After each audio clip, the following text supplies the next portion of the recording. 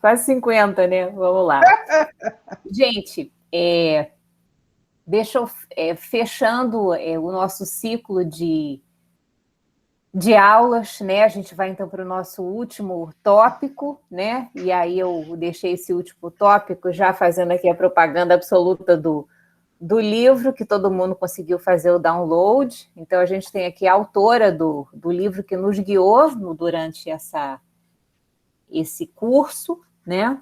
Professora Leila Nunes. Então, eu vou ler aqui um pouquinho sobre a professora Leila. Professora Leila Nunes, ela é bacharel em psicologia pela Universidade Federal do Rio de Janeiro, graduação em formação de psicólogo pela Universidade Federal do Rio de Janeiro, mestrado em Special Education da George Peabody College, Estados Unidos, e doutorado em Special Education pela Vanderbilt University.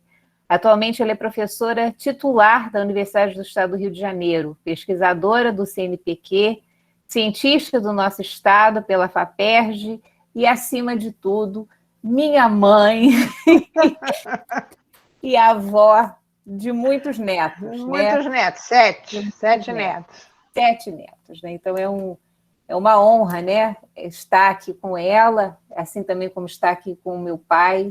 São duas pessoas que marcam minha vida profissional e, enfim, e pessoal, né? Então, de como? Não mais nada, não. Vou lá. Gente, vou pedir então para a gente desligar as câmeras, e aí Débora vai passar os slides para mim e a gente faz o mesmo esquema. Se tiverem dúvidas, ou vocês escrevam no chat, ou então liguem o microfone e a professora Leila gentilmente irá respondê-los, tá? Boa apresentação, mãe. Ok, obrigada.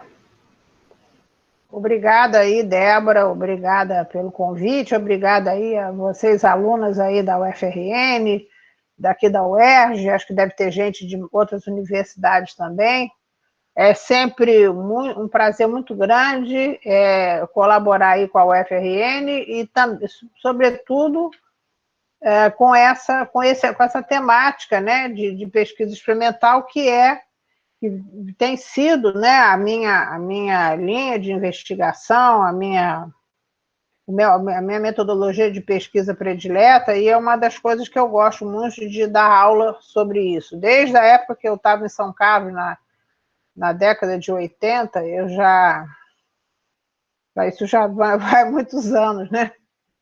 Eu já dava esse curso. Bom, pesquisa experimental intra-sujeitos na educação especial. Eu quero dizer o seguinte, esse slide, ele tem muita informação, muita informação. Então, eu acho assim, alguma coisa eu vou meio fazer en passant, certo?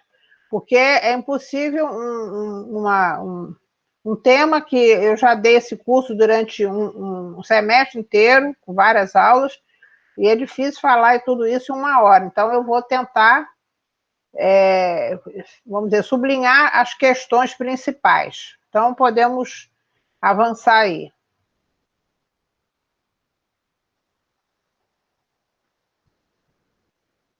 Bom,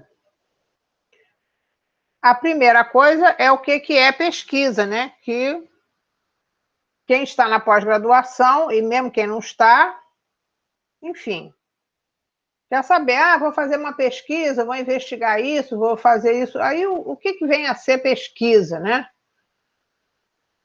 A gente que está na pós-graduação é um must, né? É uma atividade altamente relevante, e eu diria para qualquer professor, a pesquisa ela é fundamental. Quer dizer, a pesquisa é essa atividade que você vai produzir algum conhecimento novo, né? A respeito de algum fenômeno, de uma área. E aí, sistematizando ao que já é conhecido, ou seja, é importante relembrar isso aí, porque quando você investiga, você também tem que saber, isso a gente falou agora nessa semana mesmo, lá no curso lá da UERJ, como é importante você fazer a revisão da literatura, que é exatamente isso, saber o que já foi investigado sobre isso, o que já se sabe. E quando você faz essa revisão da literatura, você vê as lacunas no conhecimento, e isso é uma dica boa para você e partir para a sua investigação. Pronto, pode ir para o próximo. Eu vou ligar aqui o ar, porque agora começou a esquentar um pouco aqui. Pronto, então, deixa eu só abrir aqui a janela, fechar a janela.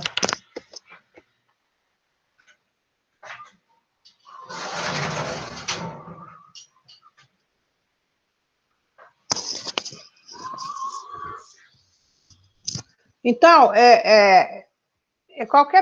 qualquer pesquisa, independentemente se ela é uma pesquisa quantitativa, qualitativa, histórica, estudo de caso, pesquisação, enfim, tudo precisa de ter 3 coisas importantes. Uma é o problema, quer dizer, é a pergunta, né? É a pergunta que toda pesquisa ela parte de alguma coisa que você não sabe, é um ponto de interrogação. Então, a pesquisa é desencadeada por uma pergunta que você faz à realidade. A partir daí, dessa pergunta, você vai ter que indicar os procedimentos, quer dizer, como que você vai conduzir essa ação de investigar, essa descrição desses passos, né?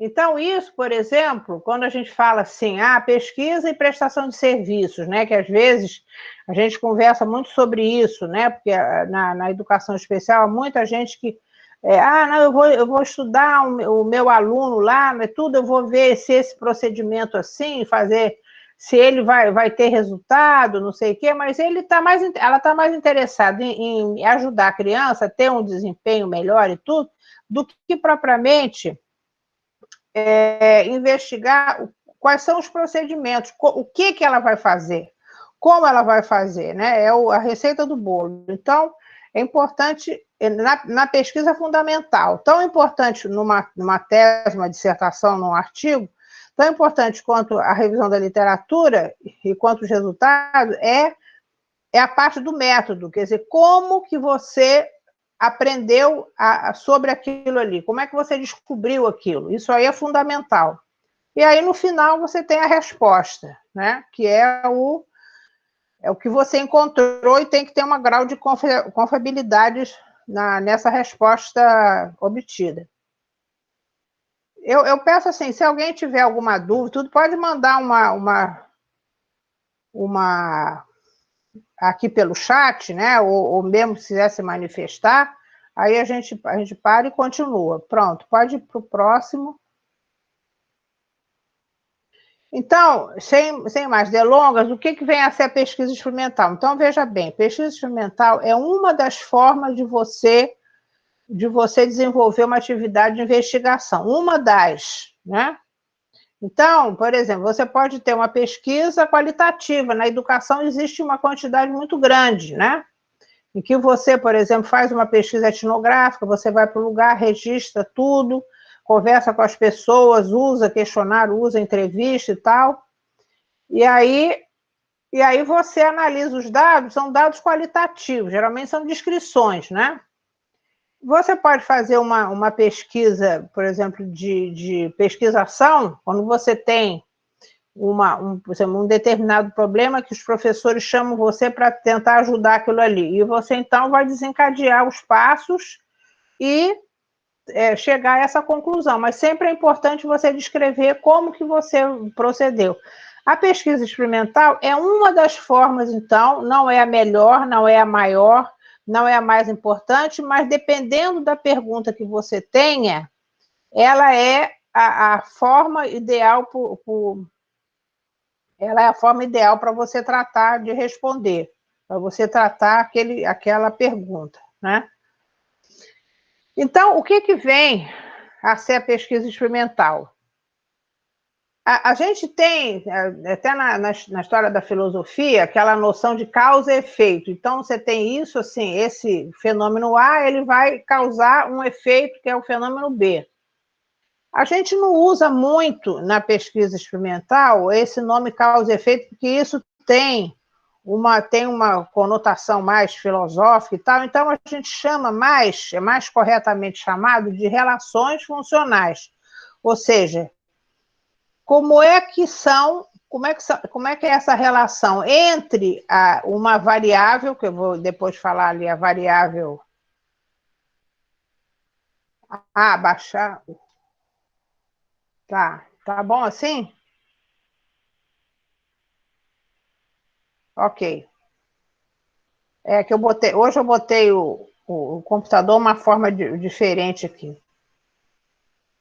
Bom, aí então a relação funcional, quer dizer, entre as variáveis, quer dizer, se você tem uma determinada variável, por exemplo, eu quero saber, dar um exemplo aqui de uma pesquisa que uma colega aqui da UERJ vai começar a desenvolver.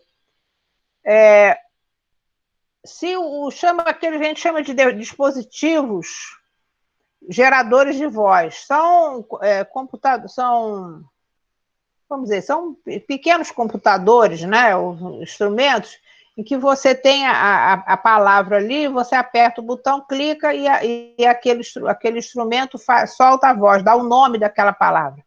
Então, ela vai investigar agora se o uso desse dispositivo vai ajudar crianças autistas a falar, ou pelo menos a se comunicar. Né? Uma outra coisa, por exemplo, se agora, recentemente, uma aluna minha do doutorado, que até saiu agora um artigo, queria saber se a comunicação alternativa, ou seja, o uso de figuras, desenhos, palavras escritas, gestos, tudo mais, se isso é uma forma de você comunicar quando você não tem a linguagem oral. Então, se a comunicação alternativa vai ajudar crianças com mutismo seletivo a se comunicar. Mutismo seletivo é aquele caso de crianças que não têm problema fonoarticulatório, não tem problemas maiores, e ela simplesmente só consegue falar com determinadas pessoas em determinados ambientes. Ela vai para um ambiente muito diferente, ela não fala. Então, isso chama de mutismo seletivo. Então, a gente quer saber, por exemplo, essa minha ex-aluna, Daniele Castelões, ela quis saber se o mutismo seletivo, você poderia ajudar a criança a falar se você usasse esses cartões para que ela, vamos dizer, fosse estimulada a falar, a verbalizar, né? Bom, na pesquisa experimental, o que você faz é uma predição probabilística. Predição probabilística, eu quero dizer assim, bom, se eu fizer isso, se eu usar a comunicação alternativa, eu tenho, vamos dizer, uma chance de que crianças, por exemplo, com paralisia cerebral possam se comunicar, ou possam desenvolver a sua linguagem, não necessariamente a linguagem oral, mas pode desenvolver a linguagem, ou seja, a parte mais, vamos dizer, conceitual, né? Mas eu sempre digo que é uma predição probabilística, quer dizer, eu não tenho 100% de certeza, por isso que o estudo, quando você faz o estudo, você vai ver, você tem forma de você ver a robustez da sua variável independente, ou seja, do seu tratamento, para saber se aquilo afeta de mesmo aquele comportamento que você quer afetar. Bom, o outro dado importante é a generalização, que a generalização é aquilo que é descoberto, por exemplo, num determinado ambiente, num laboratório, numa sala de aula, numa escola, se aquilo pode ocorrer em outros ambientes, com outras pessoas e assim por diante. Pode adiante aí. Então, o que vem a ser variável? Eu lembro sempre de uma aluna lá de São Carlos, e eu perguntei para ela, o que é variável? Aquilo que varia, professora. Aquilo que varia. Enfim, tudo que você possa pensar, por exemplo, o número de palavras que você diz ao responder uma pergunta, o número de palavras ditadas corretas que você faz, o número de livros que você leu, o número de perguntas, problemas de matemática que você respondeu corretamente. Então, o comportamento, vamos dizer, comportamento autolesivo, por exemplo, da criança com autismo, né? É uma variável dependente, porque ela muda, o que a gente vai dizer? Ela vai mudar essa variável em função da mudança de uma outra variável que é chamada de variável independente ou tratamento. Então, ou seja, eu quero saber se eu mudar, se eu manipular a minha VI, a minha variável independente, que é, por exemplo, esse dispositivo gerador de voz, eu quero saber se isso vai afetar a variável dependente, que é, por exemplo, o número de sentenças que a criança com autismo é capaz de produzir, de falar, né, usando esse dispositivo. Ou, por exemplo, quando uma aluna minha do doutorado está fazendo investigação sobre a leitura dialógica, né, quer dizer, a leitura de livros para criança, por exemplo, com autismo, e que você faz perguntas, né, para ver se a criança está entendendo, para ver quais são os elementos principais, o que aquela história tem a ver com a vida dela.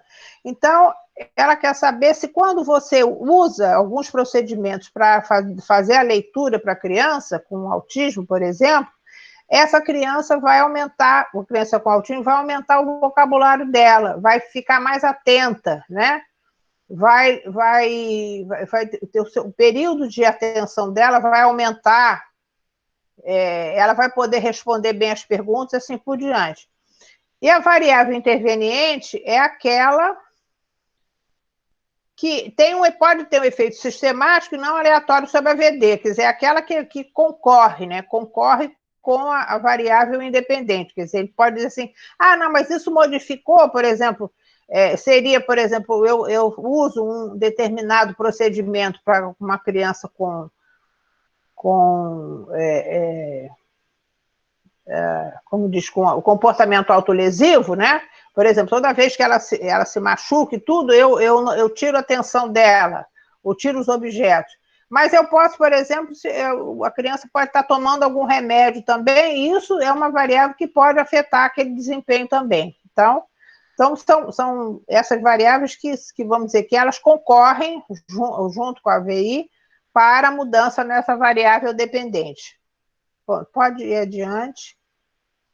Bom, aí eu botei uma quantidade grande de exemplos de VI, de variáveis independentes. Quer dizer, são variáveis em que eu vou aplicar num determinado sujeito, né? Ou num grupo, ou que seja, e eu quero saber que efeito isso vai ter no comportamento dele. Então, por exemplo, técnicas de relaxamento. Por exemplo, as crianças chegam do recreio muito agitadas, né? Gritando, jogando papel no chão e brigando, tudo mais. Eu quero saber, por exemplo, se eu der uma sessão de relaxamento antes de começar a aula, se isso vai fazer com que essa criança não, vamos dizer, não se engaje em comportamento disruptivo, né? Se eu, por exemplo, eu tenho bebês pequenos, bebês de risco, que a gente chama filhos de mães adolescentes, muito jovem, né? Então, eu quero saber se eu der um curso, uma capacitação para essa mãe, se ela vai poder ajudar essa sua criança a se desenvolver melhor.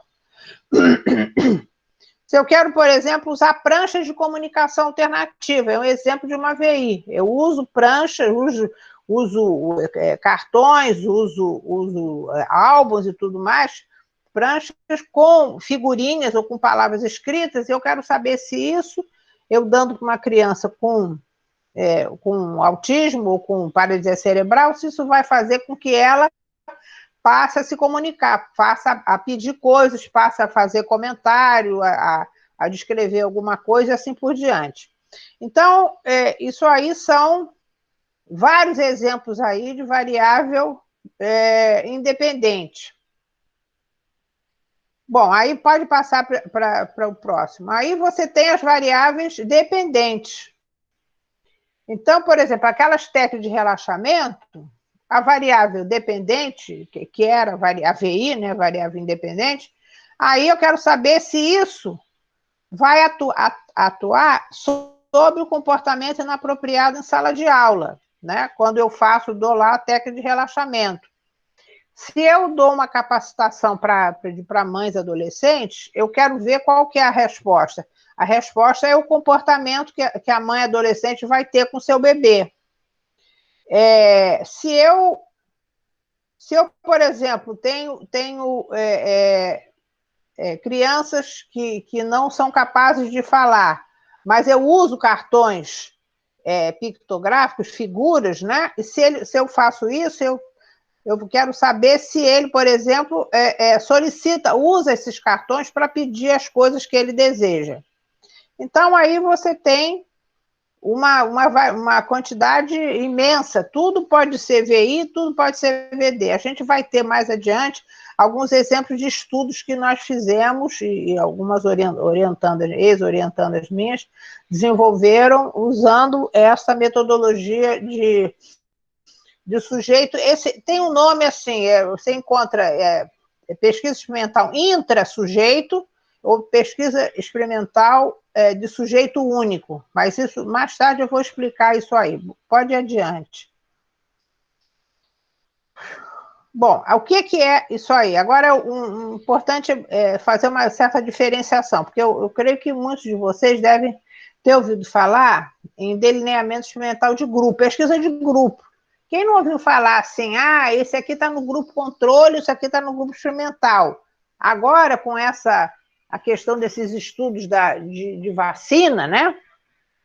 De vacina, de remédio, sempre tem um grupo que tomou, que é o grupo experimental que tomou o remédio, e tem um grupo controle, que é aquele que tomou placebo, né? Que não tomou aquilo. E aí você vai ver a diferença que terá no futuro.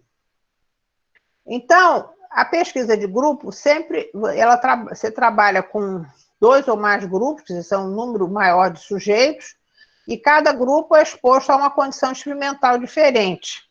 Então, tem o grupo experimental que ele sofre a intervenção, por exemplo, que ele recebe a vacina, tem o grupo controle que não tem a intervenção, não recebe a vacina, ou a intervenção, às vezes, tem um tipo de intervenção, 1 e 2. Para a gente trazer mais para a nossa área, eu posso pensar assim, bom, eu quero saber se crianças se por exemplo, método fônico, se o método fônico, se ele favorece a alfabetização de crianças com síndrome de Down. Então, o que eu vou fazer? Um grupo de crianças com síndrome de Down, eu uso o método fônico para alfabetizar, e um outro grupo, eu uso uma técnica tradicional qualquer. E aí eu vou ver no final, eu vou ver o desempenho desses 2 grupos, se existe diferença ou não. E aí tem que usar estatística e tudo mais. Aí pode ir adiante. A característica do delineamento de grupo, em geral, é o seguinte: a variável dependente, quer dizer, essa resposta do sujeito, ela é medida 1 ou 2 vezes em cada sujeito. Geralmente antes, né? Antes de fazer o estudo, e depois que ele sofre. Você faz o teste de leitura da criança antes, depois que ela passou por aquele procedimento do método fônico, você vai ver como é que foi o desempenho dele. Você trabalha com média, sempre a média do grupo, e faz a comparação dessas médias. Então, você nunca tem uma resposta individual, você não se preocupa com a resposta individual, você sempre trabalha com a média do grupo. E aí você tem que fazer a estatística, né, para você saber dizer se realmente existe uma diferença significante entre um grupo e outro. Pronto, pode ir adiante.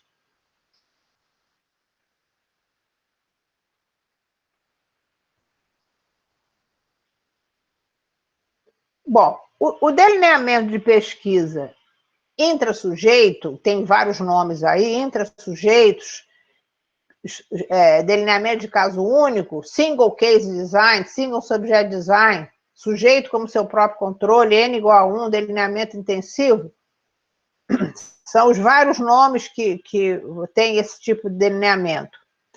Ele originalmente, ele surgiu em pesquisas dentro do paradigma do comportamento operante. Isso aí é dentro daquela visão comportamental, né? Behaviorista de que você tem um comportamento e o comportamento, digamos, se ele permanece, se a frequência dele aumenta ou não, vai depender das consequências desse comportamento. Então, vem a ser isso, quer dizer, qualquer comportamento existe se ele tiver sido reforçado, se ele tiver tido consequências positivas para aquele ator. E as variáveis dependentes são, em geral, comportamentos diretamente observáveis nessa pesquisa intrassujeito. Aí podemos ir adiante. Atualmente, você tem isso, ela começou nesse paradigma do operante, né, ou do behaviorismo, mas atualmente ela é usada em investigações com uma variedade grande de postulações teóricas. Então, você pode usar também isso aí como a sua VD, por exemplo, pode ser relato verbal. Eu digo assim, bom, eu tenho eu vou usar alguns... vou usar vamos dizer, esse estudo que eu falei ainda há pouquinho aí da leitura dialógica, e eu quero saber se isso aí, depois que a criança ouve a história e tudo mais, se ela passa a fazer relatos maiores, mais frequentes, mais extensão, com uma variedade grande de palavras, né? Medidas psicofisiológicas, por exemplo, se você está numa situação de pânico, né, você pode estar medindo lá a sua, como chama, a sua sudorese, né, a sua taquicardia. Então, você pode usar isso aí em áreas bem diferentes aí, como medicina, psicologia social, biomecânica, assim por diante.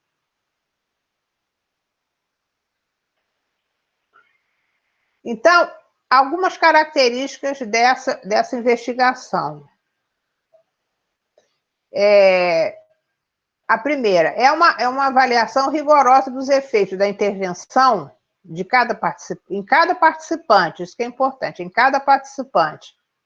Ou seja, é uma análise dos efeitos da VI, da variável independente, em cada caso individual, ainda que a pesquisa possa envolver um grande número de participantes. Então, às vezes, esse nome assim, single case design, ou pesquisa de sujeito único, dá a impressão que você só pode usar um sujeito na pesquisa. Você pode fazer pesquisa com um sujeito só, mas a questão aí não é exatamente o número de sujeitos, e sim é que quando você vai investigar o efeito da sua VI, da sua intervenção, você vai fazer essa verificação em cada sujeito da pesquisa, e não como na pesquisa de grupo, em que você tem as médias, né?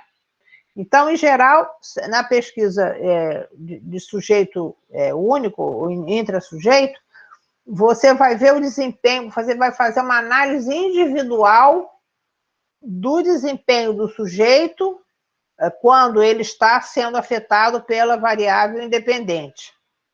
Quando a gente for ver os outros casos aí, alguns exemplos aí de pesquisa, aí vocês já podem conseguir compreender melhor. Pronto, pode passar adiante aí.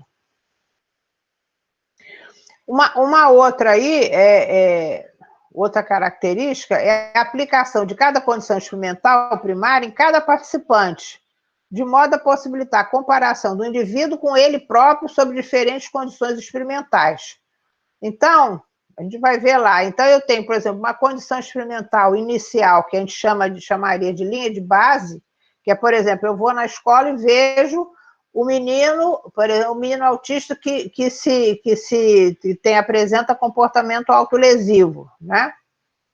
Então, eu vou observar, então, numa linha de base, vou observar o que acontece, naturalmente, como ocorre. Aí, depois, se eu for fazer uma técnica qualquer, uma intervenção qualquer, eu vou ver o desempenho dele sob essa nova intervenção, sob essa intervenção. Por exemplo, posso dar um reforçamento diferencial, quando ele estiver fazendo a coisa correta, ele recebe um elogio, uma coisa positiva, quando ele se morde, a gente tira a atenção dele, enfim. Então, a comparação entre esses procedimentos experimentais de controle é conduzida intra-sujeito, por isso que chama pesquisa ao intra-sujeito. Quer dizer, enquanto que na pesquisa de grupo você tem o grupo experimental e o grupo controle, nessa pesquisa intra-sujeitos, ou single design, o grupo experimental é o próprio, é o sujeito, e o grupo controle é o próprio sujeito. Então, por isso que a gente chama de pesquisa do sujeito como seu próprio controle. Quer dizer, você vai investigar o desempenho do sujeito quando ele está numa condição mais, digamos, natural, né, sem nenhuma intervenção específica, e depois esse mesmo sujeito sobre outra condição, que essa outra condição seria, então, a minha intervenção. Pode passar aí. Na pesquisa intra-sujeito, você sempre tem... É uma pesquisa quantitativa, né? Não é pesquisa... Embora você possa até alinhar essa pesquisa de intra-sujeito com pesquisa qualitativa, que você tem a descrição e tudo mais, mas a questão principal aí é que todo dado, toda variável, ela é mensurada, ela tem uma medida. Então, você vai apresentar os dados da pesquisa em termos de gráficos. Gráfico de linha, gráfico de barra, registro cumulativo e assim por diante. O gráfico, ele dá uma representação visual das mudanças que ocorreram lá no sujeito, né? Quando você vai grafar como é que ele era na linha de base, ou seja, antes da intervenção, e vai botar depois como é que ele está depois dessa intervenção. E também você pode usar tabelas com medida de tendência central, para você tirar as médias, assim por diante. Acho que vai fazer mais sentido quando os gráficos que eu vou mostrar de estudos reais que foram feitos. Pode passar adiante. Outro aspecto importante é que os dados, para você passar de uma fase para outra, de uma fase, por exemplo, de linha de base para a fase experimental, os dados têm que estar estáveis para você passar de uma fase para outra. E é uma avaliação contínua, com medidas repetidas, ou seja, você não vê o sujeito, como na pesquisa de grupo, uma ou duas vezes, não. Você vê aquele sujeito o maior número possível de vezes. Então, você pode observar o sujeito todos os dias da semana, 3 dias por semana, pode fazer até todos os dias, em horários diferentes, ou seja, são medidas que a gente chama de repetidas. Então, por que tem essa questão da medida repetida? Porque ninguém é igual a si próprio todos os dias. Então, tem o indivíduo, numa certa condição, ele está muito bem, ele pode responder bem, no outro dia ele não está, acordou mal-humorado, brigou com a mãe e tudo mais, e aí ele pode apresentar um comportamento muito diferente. Então, vamos para o próximo aí agora. Bom, agora tem os delineamentos que eu vou estar mostrando. Os delineamentos. Então, tem um delineamento. O delineamento é o arranjo do experimento, tá? Um delineamento quase experimental é quando o controle ou a manipulação das variáveis relevantes não permite um descarte total dos efeitos da variável interveniente. Geralmente são delineamentos do tipo AB ou ABC, linha de base, tratamento e follow-up. Existe uma quantidade enorme de pesquisas assim. Você chama de quase experimental porque, como foi dito ali, você não consegue controlar totalmente as variáveis. Então, vamos ver esse estudo aí, agora, que vai passar, um gráfico. Esse estudo aí foi um estudo que nós fizemos em 93, quando a gente estava fazendo uma investigação numa creche aqui do Rio. onde havia crianças que apresentavam atraso no desenvolvimento, né? Então, um desses meninos, que era o Jorge, ele não falava, tinha já 2 ou 3 anos, não falava quase nada.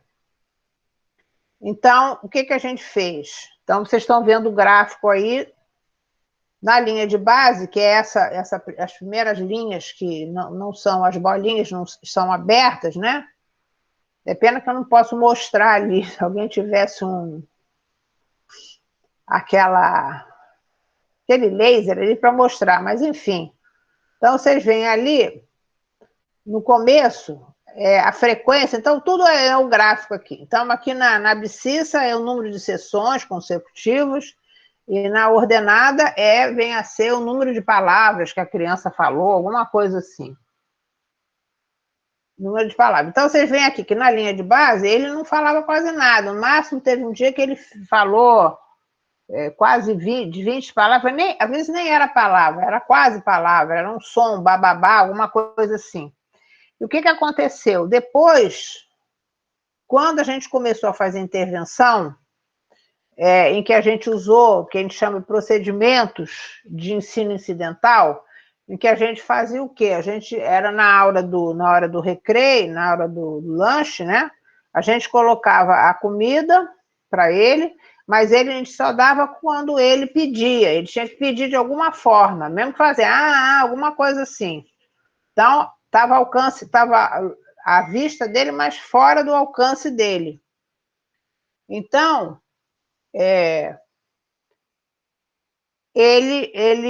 então, aí a gente... E quando a criança fazia esse movimento, fazia alguma ação ou fazia alguma reversão, a gente...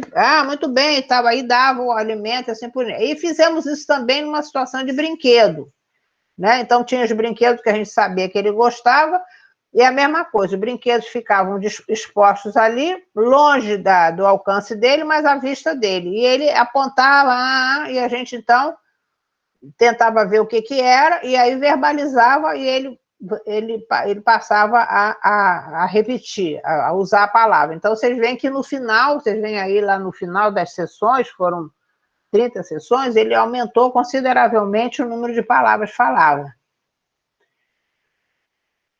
Aí pode passar para o próximo. Esse aí é um estudo bem novo, foi desenvolvido há 2 anos. Isso aí é uma dissertação de mestrado da minha aluna, da Vilma Sampaio, em que ela trabalha com crianças, alunos surdo-cego, né? Então, ela usava o material que ela usava era material que tinha textura, né? Então, para cada símbolo tinha uma determinada textura, então a criança podia pedir as coisas com cartões em que havia aquele símbolo ali. Então, o símbolo da água, o símbolo do banheiro, então, eram cartões. É uma comunicação alternativa isso aí, só que em vez de ser desenho, são símbolos táteis, porque é uma criança surdo-cega, então, símbolos táteis. E o que a gente viu aí? Comunicação tátil, isso mesmo. Obrigada, Flávia. Então, o que você viu ali do aluno Sérgio? Ali na linha azul. Na linha de base, ele não iniciava praticamente numa interação com a professora, ele não começava a se comunicar com ela, né? E aí, o que aconteceu? Quando houve a intervenção, quando a professora disponibilizou aqueles símbolos táteis para ele, vocês veem que na linha azul, como é que houve uma mudança considerável, lá em cima, ó. Chegou a 20, 24, 25 vezes e tal, e diminuiu um pouco, depois subiu. E aí, na fase de follow-up também, ele permaneceu, diminuiu um pouco, mas continuou se comunicando. Então, e aí tem ali, inicia, tem responde, não responde, assim, mas eu peguei o inicia porque é um comportamento mais difícil de você mais difícil de você fazer, porque a criança responder é uma coisa, a criança iniciar a interação é mais difícil mesmo, né? Então, a Vilma foi muito perspicaz foi um estudo muito bonito isso aí, ela vai estar, já apresentou em congresso, tá, fez um artigo também. Vamos passar para o próximo. O próximo. Esse aí é um estudo da Tatiana Machado Silva, sobre o uso da autoscopia como aliada na formação continuada de professores, sala de recursos. Peraí, vamos ver aí. A Flávia colocou uma pergunta aqui, acho que eu vou deixar para responder depois aí, Flávia. Guarde a sua pergunta. Ok. Então, aí esse estudo da Tatiana, né? Então, o que vem a ser autoscopia? Autoscopia, já dei um curso sobre isso, inclusive para muitos alunos aí da UFRN, tem o livro, né, de autoscopia. Autoscopia é um procedimento de formação de professores. O professor, quando você filma, você grava, quer dizer, o professor, na verdade, ele se grava dando aula, e depois você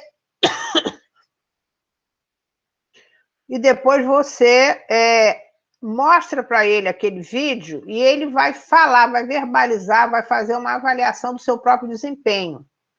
E aí, logicamente, você vai conversar com ele. Então, essa técnica de autoscopia é uma forma do indivíduo vamos dizer, ter consciência do seu próprio desempenho, tá? Então, nesse estudo aí da Tatiana, ela estava vendo aí, era com um menino com autismo, na linha de base, o menino não tinha a duração de atenção na aula, né, era muito pequena, a professora não usava técnicas adequadas. E o que aconteceu depois na intervenção é que aumentou muito, consideravelmente, ela fez uma medida aí, tá vendo? Uma medida de tempo, de duração de tempo ali, em que aumentou consideravelmente o tempo que a criança permanecia na tarefa.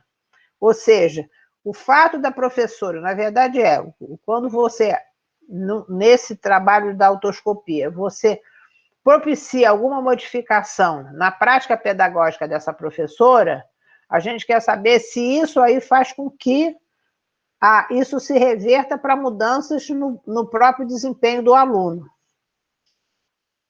Então, vamos para o próximo.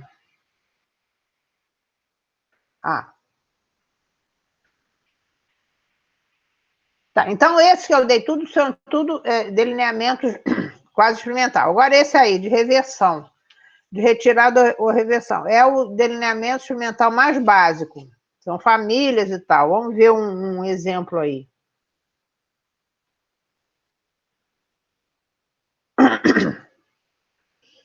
Esse, gente, eu vou pedir para vocês só um minutinho, que eu vou precisar pegar uma água aqui, que eu estou já ficando sem voz. Só um minutinho. Vamos dar uma pausa aí de 2 minutinhos.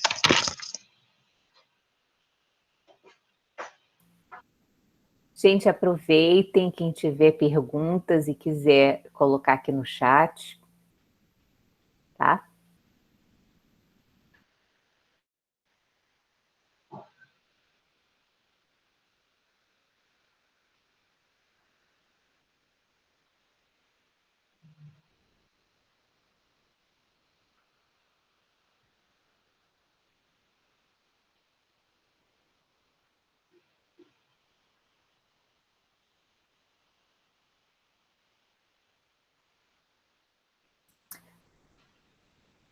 Só para deixar claro uma coisa, está claro para todo mundo por que até então a professora Leila estava falando de delineamento quase experimental, né? Quer dizer, o fato de você não ter um controle das variáveis, né? Quer dizer, você tem um controle, mas é um controle um pouco menor. Esse tipo de delineamento que ela vai estar trabalhando agora, então tem... My God, deixei o copo lá. Nossa... Esse tipo de delineamento que ela vai estar trabalhando agora, a gente vai falar que tem um controle experimental um pouco maior, tá? Isso cai na prova, é bom vocês terem isso muito bem compreendido.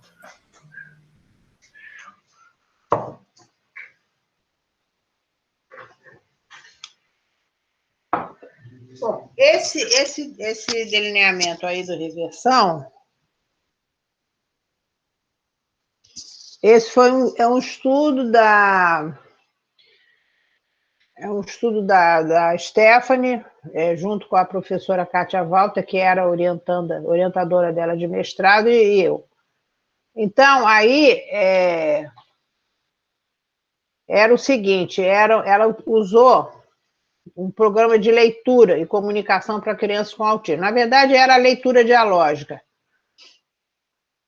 Ela lia livros para criança e fazia perguntas. Ah, tá. Ela lia livros para criança e fazia perguntas, né, uma série de perguntas ali, pergunta de compreensão, se ela extrapolava aquilo que acontecia na história do livro para a vida dela, enfim, uma quantidade grande ali. Então, o que ela observou aqui, a Stephanie observou, é que nessa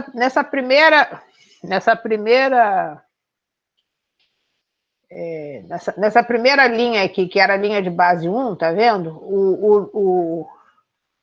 O número de ocorrências de comportamento fora da tarefa era muito grande. Ou seja, fora da tarefa é quando a mãe estava contando a história, ou a Stephanie estava contando. Na verdade, era a Stephanie que contava história para a criança. Então, ela contava, mas a criança, ainda no início, ela não estava usando as técnicas ainda. E via que a criança não prestava atenção, saía da sala, levantava e tudo mais.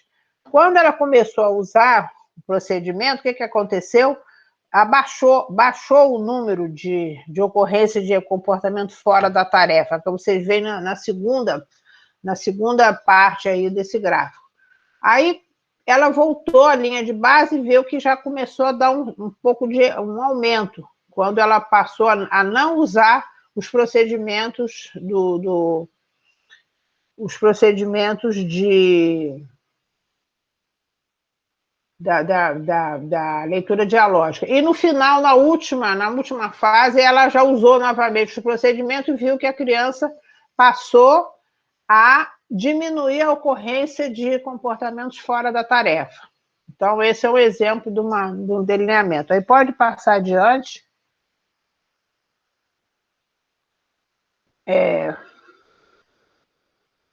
Delineamento de linha de base múltipla. Isso aí é quando a variável independente ela é aplicada em diferentes momentos sobre respostas diferentes do mesmo participante ou sobre a mesma resposta em participantes diferentes ou em situações diferentes. O objetivo aí é demonstrar que as mudanças em cada variável dependente só ocorre quando a VI, a variável independente, o tratamento, é aplicado nessa variável, e não devido a outras variáveis estranhas, rivais, variáveis intervenientes. Vamos ver o gráfico adiante para ter uma ideia melhor. Então, isso aí foi o meu estudo, a minha tese de doutorado, que eu trabalhei com mães adolescentes de crianças com risco para atraso no desenvolvimento. Né? Eram bebês muito novinhos aí, variando aí de 6 a 8 meses e tal. Então, cada perna é um sujeito. Então, vocês veem aqui, na linha de base, que é a primeira fase, eu tenho lá, naturalmente, se a criança imitava ou não, né? Ela tinha vários ações, passava para a mãe vários brinquedos, e com cada brinquedo ela tinha que fazer um determinado movimento, pegar a bola, ela tinha que jogar o carrinho, ela tinha que mexer, tinha um baldinho com umas coisas dentro, a criança tinha que sacudir, assim por diante. Aí a gente viu que a mãe nem sempre ela esperava a criança olhar para ela às vezes repetia a coisa várias vezes, não chamava o nome da criança, e aí eu ensinei para a mãe como que ela poderia estar, o comportamento dela ser mais sintonizado com a resposta da criança. Então, quando a criança você olhava, ela dava ação, ela movimentava, ela deixava o brinquedo perto da mão da criança. Então, o que a gente vê aí? Com os outros sujeitos, né, que são 3 sujeitos aí. Na linha de base, vocês veem que o desempenho, né, ele acertava, né, ele imitava, assim, algumas coisas, mas ele só passou a imitar consistentemente, com muito mais clareza, depois que esses procedimentos de treino que eu dei para a mãe foram utilizados por ela.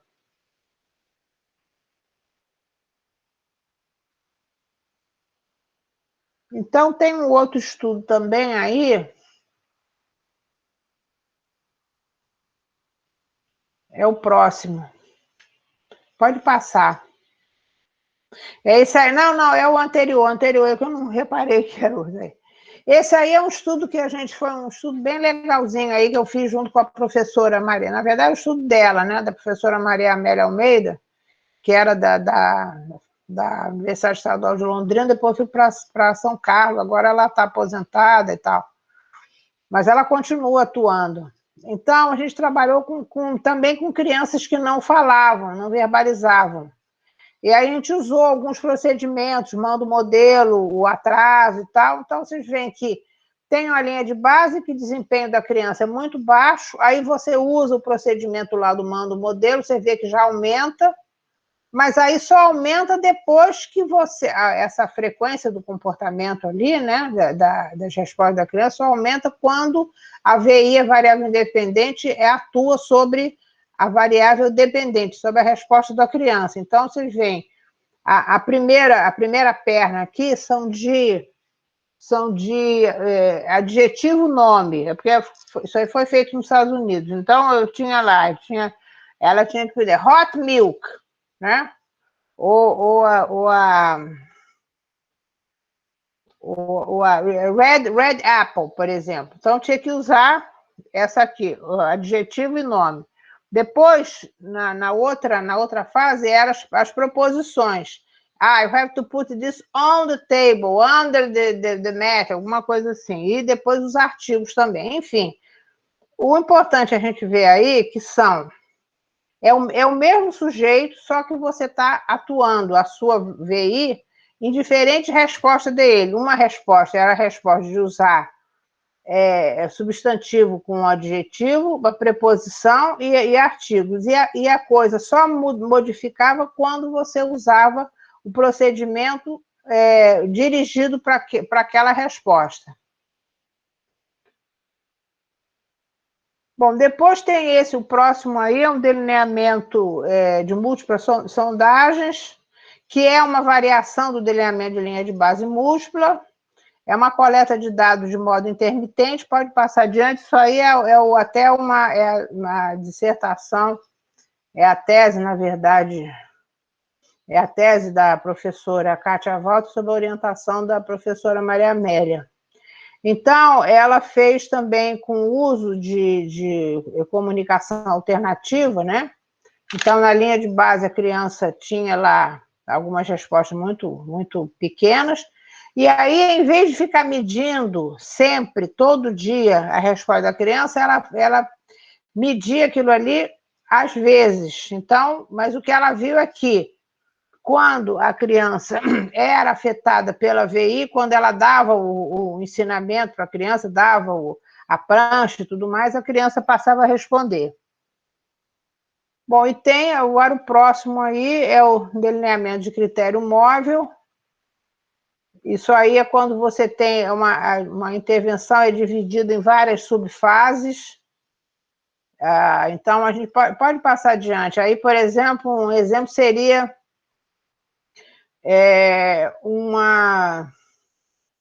o número de palavras corretas, número de problemas matemáticos que a criança resolve acertadamente. Então, você estabelece previamente quantos problemas a criança vai responder em cada fase, vai ter que responder em cada fase. Por isso tem uma linha horizontal mostrando. E aí você sobe o critério, aumenta e vê se a criança só passa a receber o reforçador quando recebe aquilo, quando chega a ter aquele nível lá. Bom, vamos passar para o tratamento alternado, quando você tem 2 ou mais intervenções, VIs, né, no mesmo comportamento. Então, aí é um estudo que nós fizemos na UERJ em 2000, pode ir adiante, em que a gente comparou figuras. Era um menino que tinha paralisia cerebral e ele usava um programa computadorizado de pictogramas, em que o projeto inicial eram pictogramas que foram escolhidas pelo pesquisador, para a pessoa com quem a gente comprou esse programa computadorizado. E depois a gente passou a ver que aquelas figuras não eram muito claras para o menino, então a gente trocou. A criança selecionava, o menino selecionava quais eram as figuras, por exemplo, como é que você vai significar bom? Aí ele queria a foto do Papa. E como é que você vai representar mal? Aí era a figura de um revólver, e assim por diante. Então, a gente viu aí, a gente aplicava no mesmo dia, na primeira sessão, a gente usava a figura não selecionada com o sujeito e no mesmo dia, na sessão seguinte, no mesmo dia, eram figuras selecionadas eram figuras selecionadas pelo sujeito.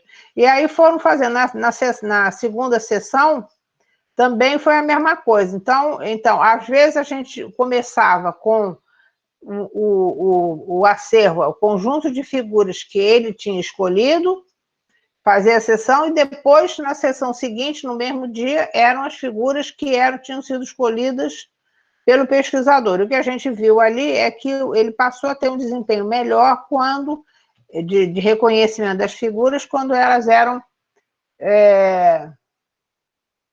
selecionadas pelo próprio sujeito. Então, já tá no finalzinho aí. Pode passar adiante. Gente, isso aí se vocês não entenderem, eu não tenho. Não tem como, assim, porque é muita informação, mas pelo menos vocês leem isso aí, pode pensar e tal, aí vai lendo e tal. Bom, algumas coisas são importantes aí a gente vê. Validade interna, quando você faz uma pesquisa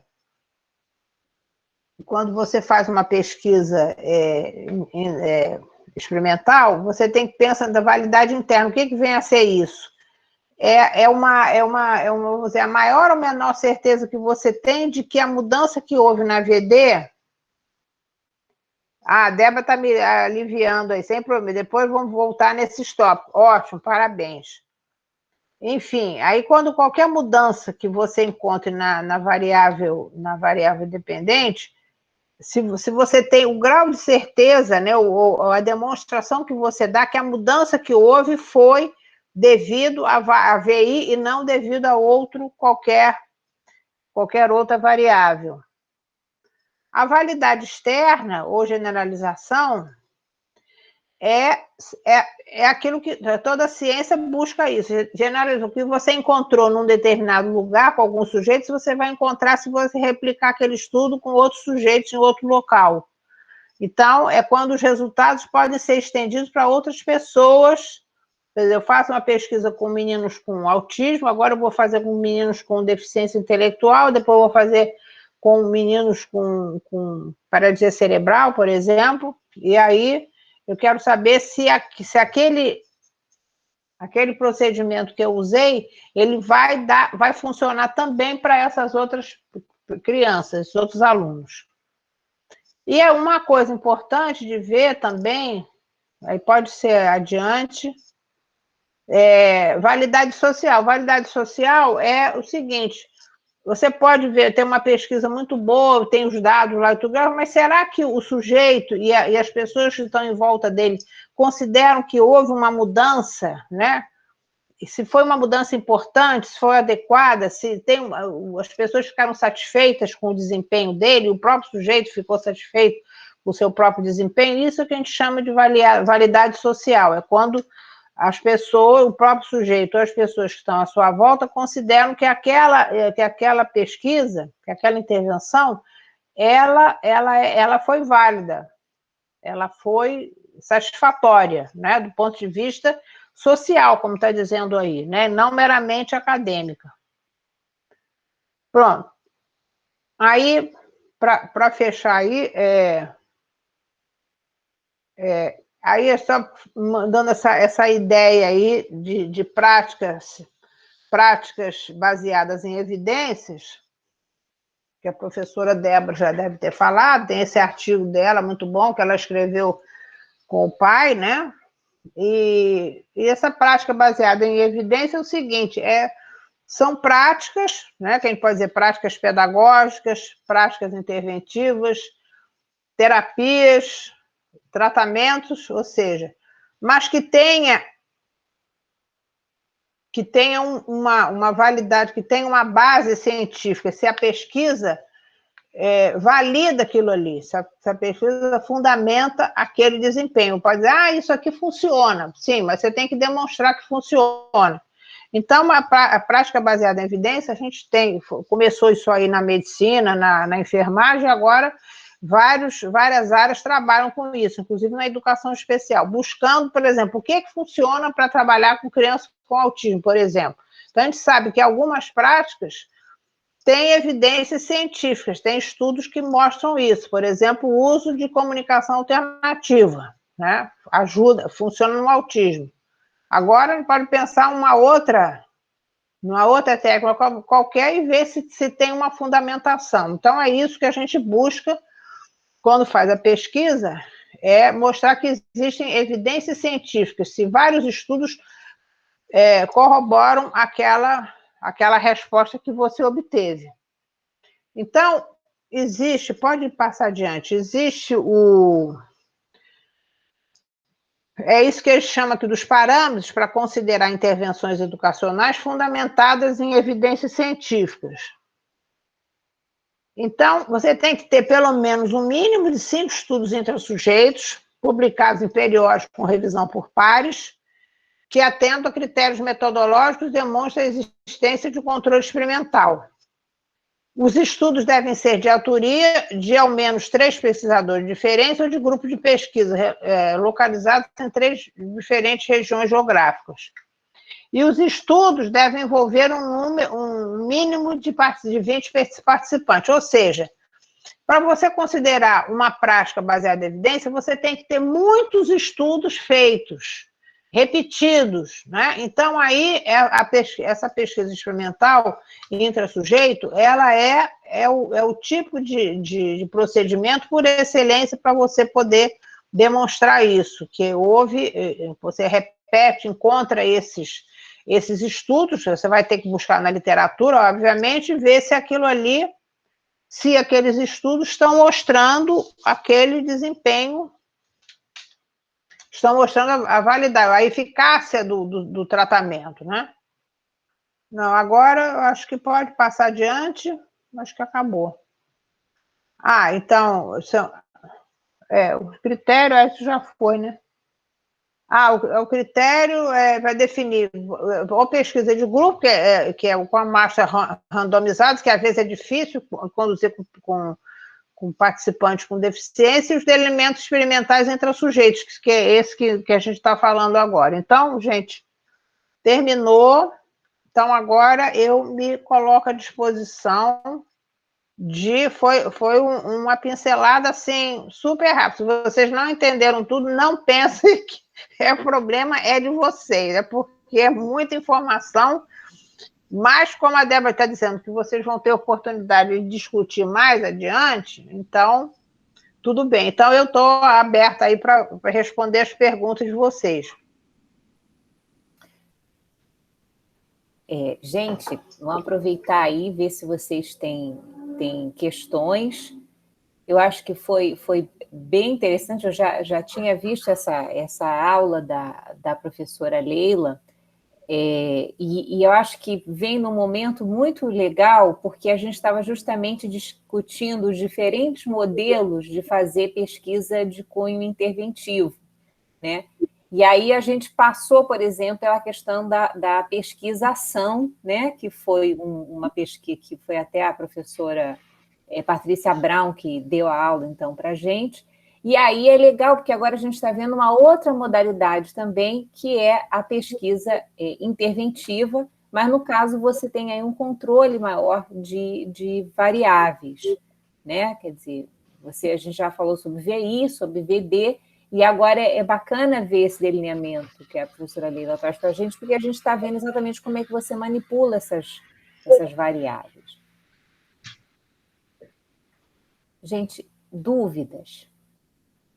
Abram as câmeras. Eu sei que tinha alguém que tinha feito uma pergunta até tinha mandado por escrito, eu acho, Flávia. no começo. Fui eu. Flávia Ramos. Sim. Fui eu. Não, que Sim. quando a senhora fez, também já assisti essa aula. Mas é sempre bom assistir junto com a professora Débora, numa palestra. Então, quando a senhora falou daquela pesquisa que a senhora fez na escola, na creche, onde a senhora utiliza os arranjos ambientais, né, com o menino, né? Sim. E aí a senhora fala da hora do lanche, dos brinquedos, a gente pode chamar isso de ensino naturalístico, né, professora? É ensino naturalístico, procedimento do ensino naturalístico, exatamente. Então tá. Procedimento do ensino naturalístico. É aquilo que você seguir o interesse da criança, a criança vai aprender a falar muito melhor, muito mais se ela estiver interessada naquele objeto, quando ela não estiver interessada, quando ela estiver olhando. Isso aí são técnicas que foram retiradas de estudos da interação mãe-criança, né? Que a mãe, geralmente, ela repete, ela fala o nome da cor do objeto que a criança está olhando, né? E aí consequencia e tal. Mas é isso aí, seria a intervenção toda, assim, o pacote chamaria de ensino naturalístico. Obrigada aí pela dica.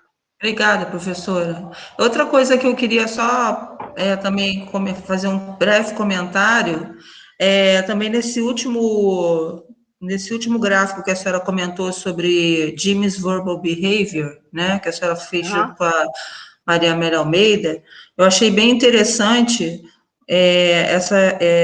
essas comparações que vocês fizeram, e como eu sou da língua inglesa, né, achei interessante a senhora colocar uma parte que foi utilizada com os adjetivos, preposições, artigos. Achei bem interessante, achei que isso pode ser até utilizado em uma pesquisa mais para o futuro com relação à língua inglesa também. Não sei o que a senhora acha. Não, esse aí pelo seguinte, porque essas crianças, elas estudavam na escolinha da universidade, era uma escolinha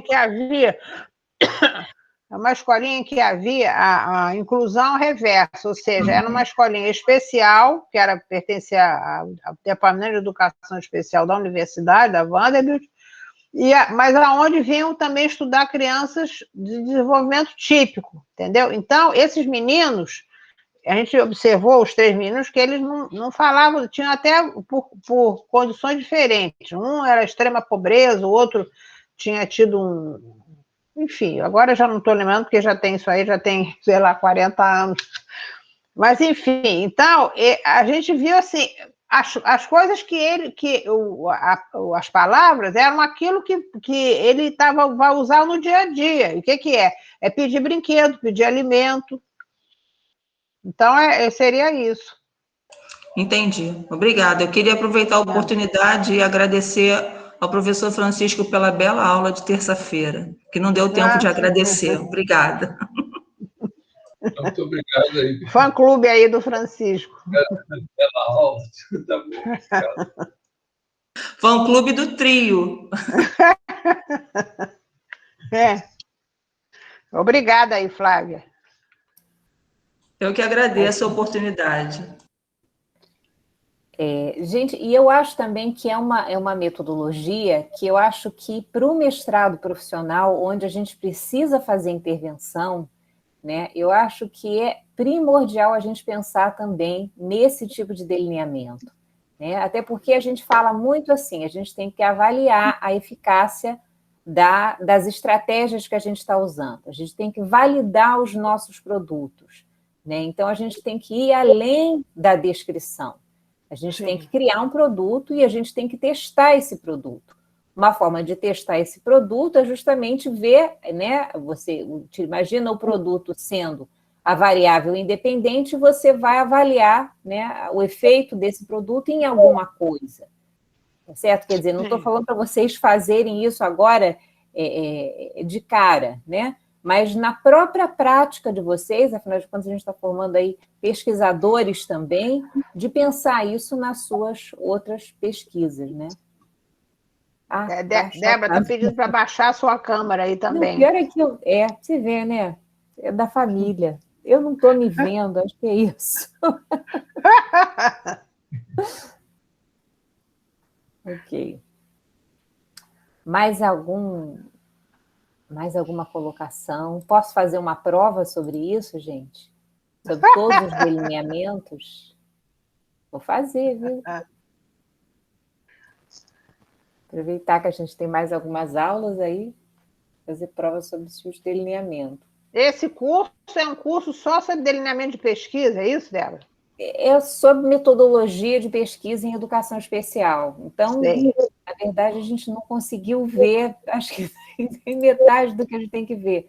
Essa parte de instrumento, por exemplo, instrumento a gente conseguiu ver só a parte de questionário, né, desculpa, entrevista, mas é muita coisa. Sim.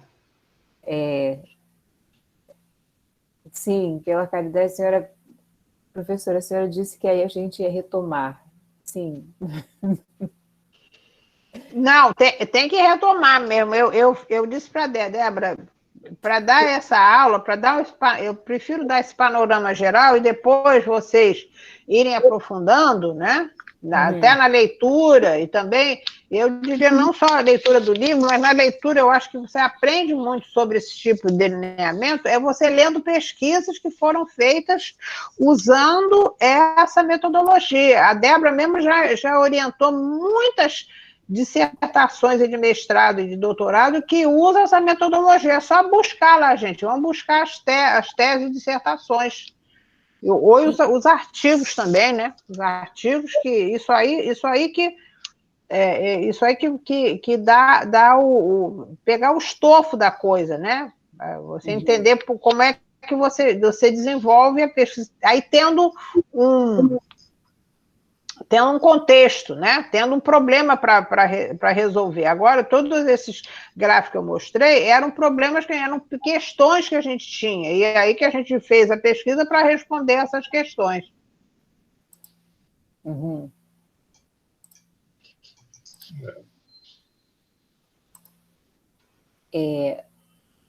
E assim, eu acho que alguns dos conceitos que a professora Leila trouxe, que a gente pode estar retomando, que é, por exemplo, o conceito de validade interna, conceito de validade social, que não se aplica só à pesquisa quase experimental, né? E a pesquisa experimental. Então, quando a gente discutir em aula, que vocês vêm com aqueles problemas de pesquisa e falam assim, o meu objetivo é ver qual é o impacto, sei lá, de um programa de leitura nas respostas do aluno. Então, meu objetivo é ver o grau de compreensão, utilizando, sei lá, usando a audiodescrição do grau de compreensão, né, dos meus alunos dentro do museu, enfim, coisas desse tipo. Aí, quando a gente fala da validade interna, é o quê? Eu ver será que a gente pode atribuir a mudança dessa variável dependente única e exclusivamente ao procedimento que você usou? Então, a gente também vai falar de validade interna quando você estiver utilizando a pesquisa, mesmo se você utilizar uma pesquisação, porque você vai estar avaliando os efeitos de um procedimento, né, no comportamento de alguém. Assim também como a questão da validade externa, quer dizer, você vai testar aquilo num determinado ambiente, mas será que você consegue generalizar isso para outros ambientes também? E assim também como a validade social. Depois que você vai criar o seu produto, você vai pedir para o seu usuário avaliar esse produto, né, para ver se ele é utilizável, será que ele é, quando a gente fala em inglês, né, user-friendly, né, quer dizer, qualquer um pode utilizá-lo numa boa. Então, são coisas que a gente... E é interessante que dentro do delineamento experimental, a gente tem sempre esses termos. Você vai pegar qualquer livro que vai falar sobre pesquisa experimental, e eles sempre vão falar o que é validade interna, o que é validade externa, o que é generalização, que é bacana que a gente utilize, então, nos outros tipos de delineamento de pesquisa. Tá? Então, esse é o que a gente posso falar uma coisinha? Sim, professor Francisco, você até levantou a mão. Rapidinho. Ele aprendeu a levantar a mão aí. Diga, pai. É porque na área da educação especial, nós temos assim variáveis estranhas, né? Quando ela falou quase experimental, é porque numa sala de aula você não consegue controlar realmente o comportamento dos meninos. Então, há sempre essa possibilidade de uma interferência lá na variável dependente, né? Dando que não é o esperado. Mas, viu, Leila, eu aproveitar e dizer que gostei muito a gente vai... Cada vez que a gente vê, aprende mais alguma coisa, vai reforçando, e é assim. Tá bom. Muito bem, muito obrigada aí de você querer assistir a aula.